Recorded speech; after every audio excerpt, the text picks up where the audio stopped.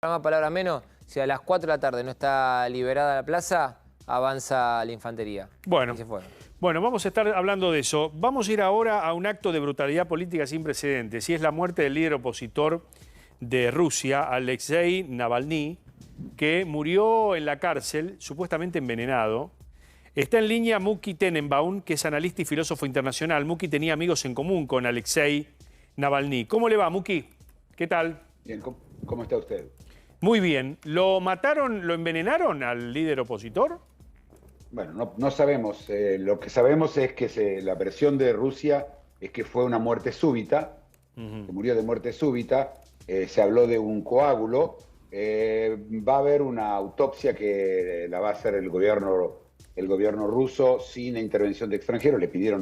Gobiernos pidieron participar de una autopsia independiente y Rusia se negó y dijo que la autopsia va a llevar 2 semanas, lo cual es un tiempo curioso, así que no sabemos. Hay, por ejemplo, uno de los ex personas de la KGB, de la ex KGB rusa, dice que una de las formas de matar a una persona es que esté en el frío durante muchas horas. ¿Cómo? Y que luego con Repítamelo. golpes...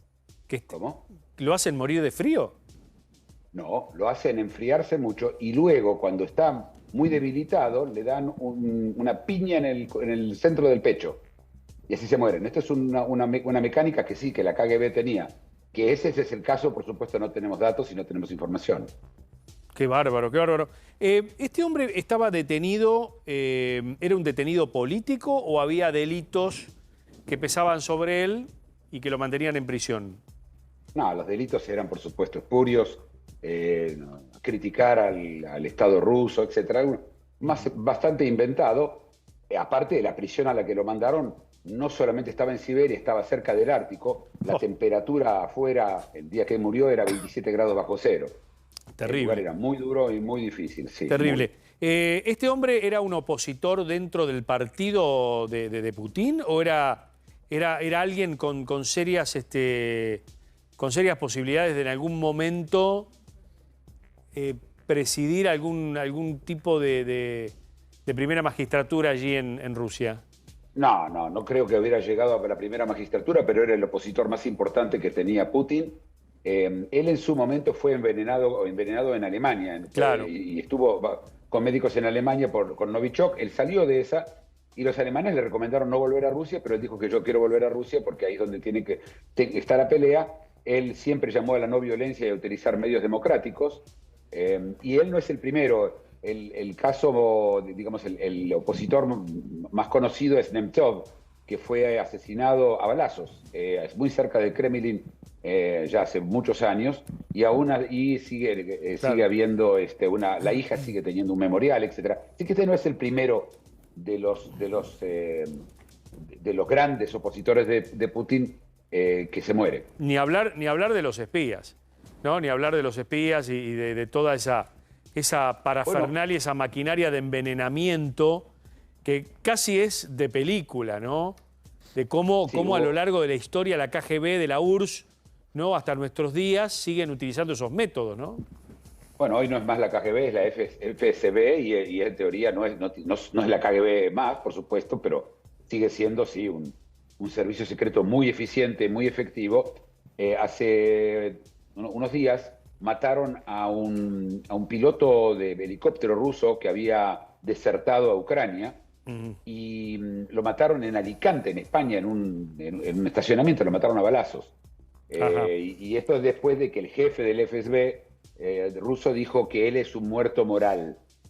Así que digamos que probablemente esto sí acá no hay dudas que pasó, ¿sí? Pero hay mucha diferencia entre un disidente y una persona que desierta de un ejército, ¿no? Son casos distintos. Ahora, Vladimir Putin está atravesando un momento muy particular, porque, a ver, ¿fue un gran derrotado en la guerra con Ucrania? ¿Lo podemos decir así? Depende de cómo se lo mire. Es un derrotado en la guerra, digo, porque Europa se le paró de manos, ¿o no? ¿Usted cree que no? No, yo creo que no. Yo creo que primero no está derrotado Putin, muy lejos de estar derrotado. Países que tienen bombas atómicas no pierden guerras. Ajá. Y así que Rusia no va a perder esta guerra. La pregunta es si Ucrania va a lograr expulsar a los rusos de su territorio.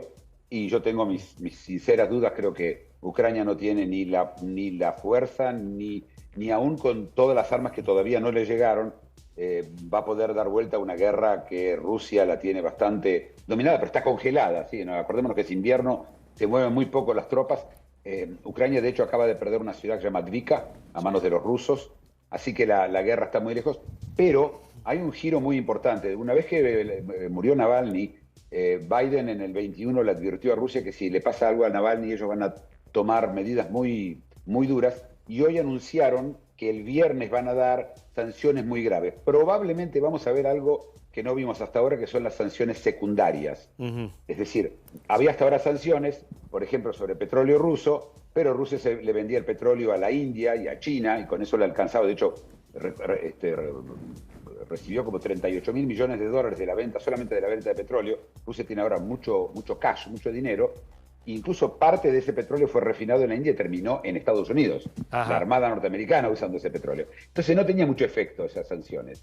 Ahora, si son sanciones secundarias, son mucho más graves, porque lo que hacen es que cualquiera que comercie con Rusia no puede comerciar con Estados Unidos. Claro. Es decir, si un banco le da préstamos o trabaja de alguna forma con rusos sancionados, automáticamente ese banco queda fuera de no solamente de la órbita de Estados Unidos, sino de lo que se llama el SWIFT. Y sus clientes quedan directamente desconectados del mundo.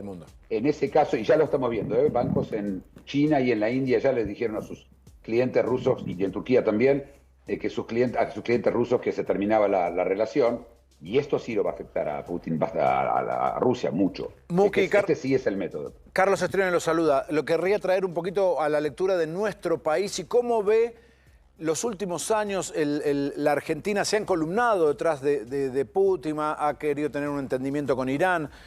¿Cómo vive usted o cómo analiza usted los últimos 4 o 5 años de la política exterior de Argentina con respecto a Rusia? Bueno, Argentina se sitúa en una posición en la que vamos a negociar con todos, vamos a hacer negocios con todos, y eso incluía incluso a Irán, que está detrás de los 2 atentados en la Argentina de la AMIA y de la embajada, ¿sí? Sí. Es decir, directamente con el enemigo. Eso es una mala idea en general, y además no tiene lo que darle Irán a Argentina, ¿sí? No es que Irán sirve. Y Rusia, a diferencia de Irán, sí es un cliente, y Argentina, o la política argentina, se mantuvo tratando de ser equidistante. Cuando decidió unirse a los BRICS, sí, creo que eso ya fue la gota que rebalsó el vaso, y empezó hubiera tenido problemas con los Estados Unidos, creo, a esta altura del partido, y de hecho Brasil lo va a empezar a tener ahora pronto porque está en los BRICS. Así que el cambio de alineación de Argentina económicamente probablemente le va a dar un salto positivo. Muki, gracias por este contacto con Equipo de Noticias. Gracias. Gracias. Ahí estamos. Bueno, ahí lo teníamos a Muki Tenenbaum, un analista y filósofo internacional. Bueno, vamos a ver, estamos a 1 hora 45 minutos.